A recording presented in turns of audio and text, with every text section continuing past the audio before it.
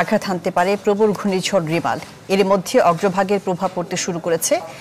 আবহাওয়ার অধিদপ্তর বলছে মোংলার পাশ দিয়ে পটুয়াখালীর খেপুপাড়া উপকূল অতিক্রম করতে পারে রিমালের মূল কেন্দ্র। এবং এই অঞ্চলে 10 নম্বর মহাবিপদ সংকেত এবং কক্সবাজার চট্টগ্রাম সমুদ্র বন্দরকে 9 নম্বর মহাবিপদ সংকেত জারি করা হয়েছে। তবে ঝুঁকি থাকার পরও এখন পর্যন্ত নিরাপদ আশ্রয়ে অনেকেই যাননি বলে খবর পাওয়া যাচ্ছে।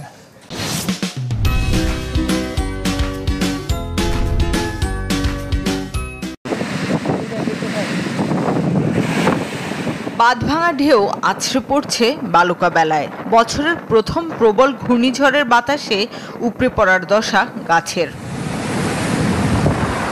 রিমালের অগ্রভাগের দেখা পাওয়ার আগেই বাগেরহাটের সব নদ নদীর পানি বিপদসীমার ওপর দিয়ে বইছে। নদী তীরবর্তী বিভিন্ন নিম্নাঞ্চল ও লোকালয়ে ঢুকে পড়ছে পানি। জোয়ারের পানিতে প্লাবিত হয়েছে সুন্দরবনও। পানিতে তলিয়েছে করমজল সহ বনের উঁচু এলাকা। সুন্দরবন সংলগ্ন সাতক্ষীরার শ্যামনগরের গাবুরা পদ্মপুকুর সহ আশেপাশের এলাকার মানুষ আছেন আতঙ্কে। বইছে বৃষ্টির সাথে দমকা হাওয়া। কয়রার চেষ্টা চলছে বেড়িবাঁধ জোড়া দেয়ার। আশ্রয় কেন্দ্রে নেওয়া হয়েছে কিছু মানুষকে, তবে অনেকেরই আছে অনীহা।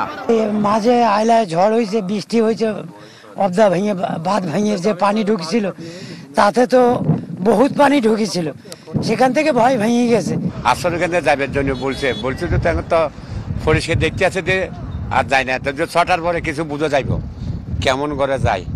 পানি হইলে কি অবস্থা, আমরা তো খাইতে লইতে পারি না, ঘর দুয়ার তলাই গেছে, রাঁধতে পারতে পারি না। এখন তো আমরা বেকারে ঘরে কাটালে বইয়ে রয়েছি তো কোনো রকম।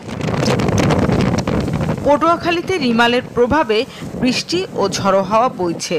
জেলার কলাপাড়ায় আশ্রয় কেন্দ্রে যাওয়ার পথে জোয়ারের পানিতে ডুবে একজনের মৃত্যু হয়েছে।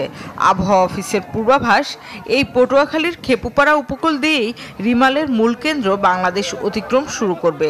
প্রবল ঘূর্ণিঝড়ের কেন্দ্রে বাতাসের গতিবেগ 120 কিলোমিটার পর্যন্ত বৃদ্ধি পাচ্ছে। উপকূলীয় জেলায় আছে জলোচ্ছ্বাস ও পাহাড় ধসের আশঙ্কা। এখন কিন্তু বাংলাদেশের উপকূল অতিক্রম করা শুরু করেছে, বিশেষ করে দুপুরের পর থেকে এর প্রভাবে এই বৃষ্টিপাতগুলো হচ্ছে। আর এর প্রভাবে বাংলাদেশে প্রচুর বৃষ্টিপাত হবে এবং আগামীকালও আজ রাত থেকে আগামীকাল দিনে দেশের সব বিভাগগুলোতে ভারী বৃষ্টিপাতের সম্ভাবনা রয়েছে।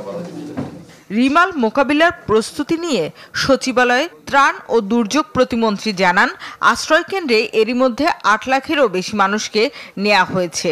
বাতিল করা হয়েছে সরকারি কর্মকর্তা কর্মচারীর ছুটি।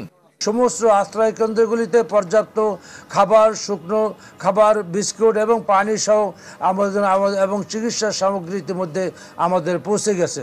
এছাড়া সমস্ত শিক্ষা প্রতিষ্ঠানগুলিকে আমরা আশ্রয়ের জন্য তৈরি রেখেছি। রিমাল আঘাত হানার পর সারা দেশে একটানা ভারী বৃষ্টির পূর্বাভাসও দিয়েছে আবহাওয়া অধিদপ্তর। শামিমা সুলতানা, চ্যানেল 24, ঢাকা।